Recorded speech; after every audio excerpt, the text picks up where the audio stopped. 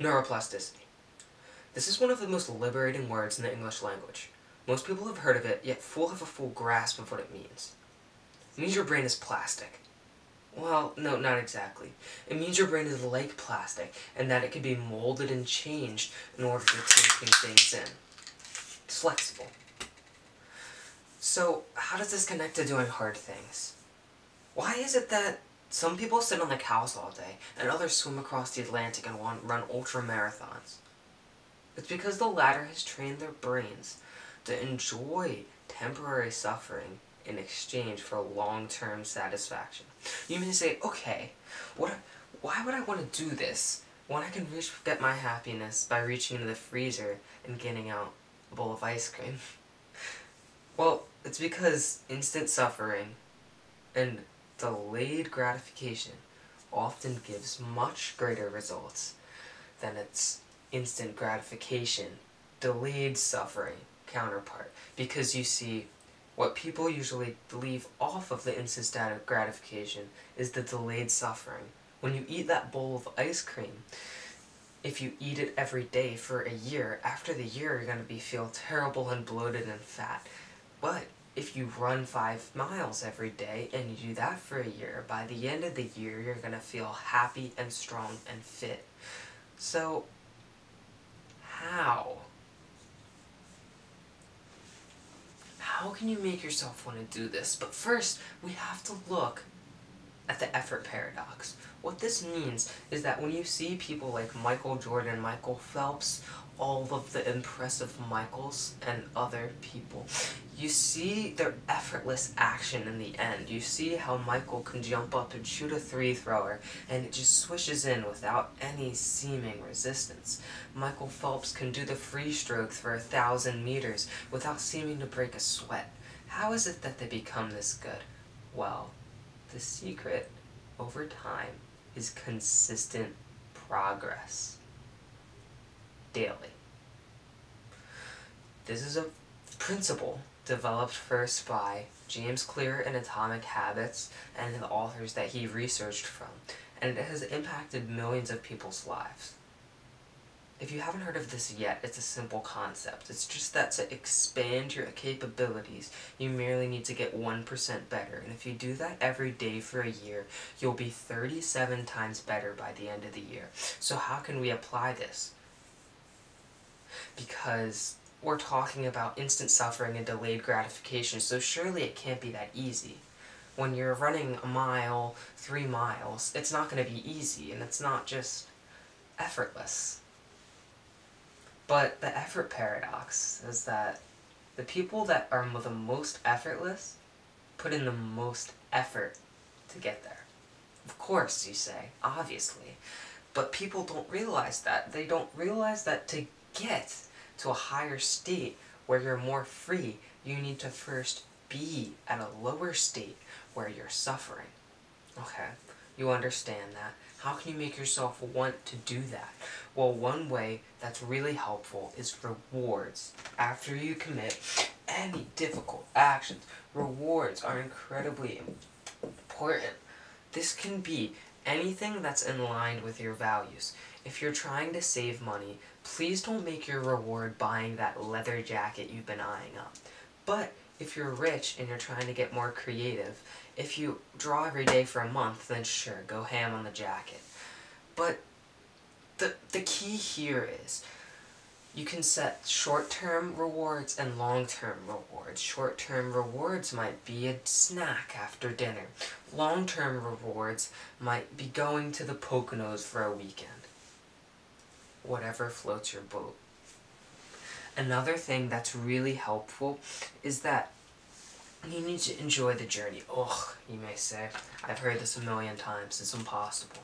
I can't enjoy myself while I'm running. It's not about while you're running. It's the journey. Okay? Think about it after you're done running and actually take 30 seconds to appreciate how you feel. Because I bet you when you get home from running and you take your shower, you probably feel pretty good about yourself. You feel like you earned that shower. And I always think of that old Irish Springs commercial, earn your shower. Because The instant suffering led to your delayed gratification. And it feels weird to ask for instant suffering. Give me a side of pain. And this is going to lead to delayed gratification? How does that work? Well, in the brain, there's this thing called myelin, and it insulates your tubes and synapses so that every time you fire, it's going to get easier. There's going to be less resistance between the neurons that are traveling through your brain, so that when you draw the second time, it's going to be easier than the first time, and you will draw the 1000th time, it's going to seem either effortless. Okay, so another extremely important concept to remember here is from, I came across it, in The Way of the Superior Man by David Deida. Don't click off, it's not just about men. This is a concept that applies to everyone, and it's just that live at your edge and expand it every day. What's your edge? It's the most that you're capable of doing right now. It's what feels uncomfortable. Your edge right now isn't terrifying. It's not something that's going to make you run screaming just at the thought of it. It's something that makes you feel mildly resistant to it. For some people, this might be 50 push-ups. For some people, this might be 1 push-up. For some people, this might be talking to a stranger. For some people, this might be approaching 50 girls in a bar. We're all at different levels. The edge doesn't matter because everyone has different edges. This person may be incredibly proficient at geography, but they're really lacking in social skills. This person may be the most extroverted person you know, but if you show them a map, they can't pick out Europe. So, what the concept states is that you want to be always living slightly beyond your edge. That's where the title of this video comes in. You should always be challenging yourself. This doesn't mean burning yourself out, because living at the edge of your capabilities won't burn you out. I'm going to write that down for emphasis. Challenge shouldn't burn you out. If your challenge is burning you out, it's too difficult. You need to decrease the difficulty, because you're not going to be able to keep it up. Consistent progress always beats a short burst of extreme progress. This is super important to remember, and honestly difficult to wrap your mind around, because the person that practices for 4 hours a day for 3 weeks won't receive as great results as the person that practices 15 minutes a day for 3 months. It compounds. We even learn better with sleep. There's many studies, but that's besides the point. So, the most important thing to remember here is once you expand the edge, things that previously seemed difficult are going to seem easy now. This is perfectly shown in my example. In my life, I am a distance runner. Okay. Before I started distance running, I took cold showers in an effort to expand my resistance. Before I was taking cold showers, even going out for a mile run was difficult. Once I started taking cold showers, I started feeling less a sense of resistance towards running just a mile, because cold showers, that was the most difficult thing I was doing. Your sense of difficulty always expands out to the most difficult thing that you're doing and adjusts relatively.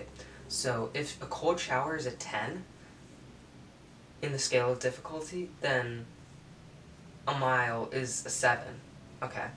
But if I start running 50 miles a week, that's going to be my new 10, okay? 50 miles a week is up here. It's up here, right? Cold showers used to be up here, but it gets shrunk down in comparison to this outlandish goal, where it's all the way down here. And running a mile, you've pretty much forgotten about that by now. But then if you were to start running 100 miles a week, well, look at this. This is 100, okay. Now, 50 miles a week goes down from there to here. Cold showers fall to here. And a mile is... it's practically out of the picture. Alright. The last thing I'd like to leave you off with before we go is to remember that doing hard things is going to be difficult to start out with nonetheless. No matter where you're starting from and how much willpower you already have. It's not your fault if you stop doing hard things, because it's in our nature to dislike them. The human brain is wired for instant gratification. Delayed gratification is a rewiring. So, one thing that helped me greatly was to reduce consumption of media, also called dopamine detoxing. I encourage you to research this and look it up, because there's been many great videos done on it. But the idea is this: if you give your brain less access to dopamine, anything is going to release dopamine, which is a happiness chemical, if you don't know already. And the thing here is, if you imagine Buddhist monks, all they do all day just about is meditate and their basic needs. But if they were to play a video game for an hour, they'd probably feel extremely stimulated. But if a professional gamer who's gaming 8, 12 more hours a day plays a video game for an hour, they actually feel understimulated. They feel bored. And this goes to show the more media you cut out, the easier difficult things is going to get. Let that be motivation for you. Once I stopped going on my phone for 4 hours, I found myself with more time. And what did I do with that time? I started wasting it at first, but it doesn't matter, because I wasn't doing those instant gratification things. Anything that you do that's not instant gratification is going to be an improvement. And eventually what you'll realize is that you become able to do these more difficult things because you no longer need instant gratification. And even delayed gratification feels good. Now, I want to leave you off with this chart that changed my life. This helps you really visualize delayed versus instant gratification, okay? So we're going to just put time here. And we're going to put happiness here.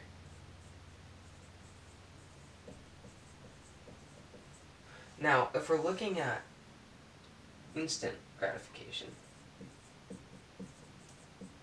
your happiness is going to start all the way up here. You're going to be really happy when you start out there. But I'm going to put it halfway down the graph. So it's going to start out here, but then over time it just falls. It's going into negative happiness. And that's obviously because the more you eat ice cream, the more you feel bloated and obese. But if we look at delayed gratification,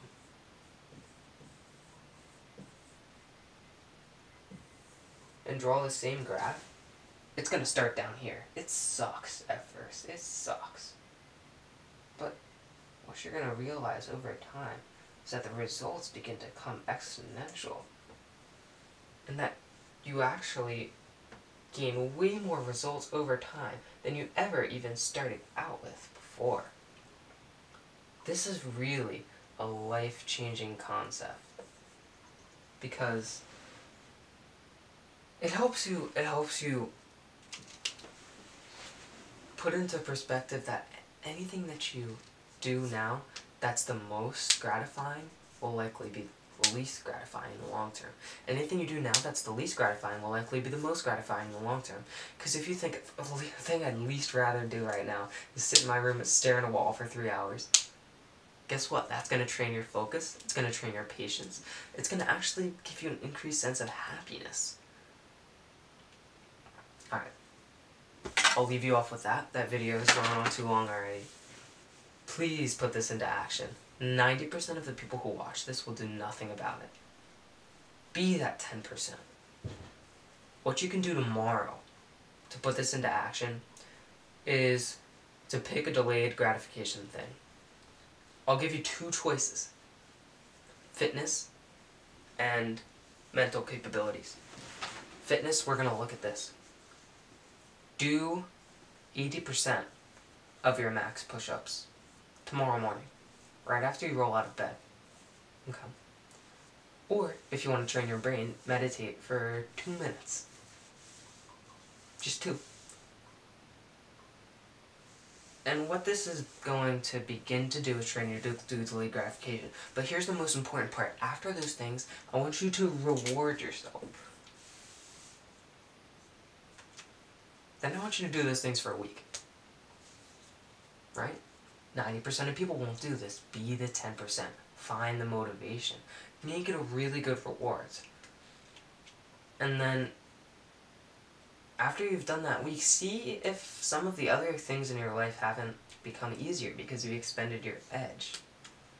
Maybe it used to be annoying for you to walk up and down the stairs, but now you don't even notice it because you're doing like 50 freaking push-ups per day, and that's a lot.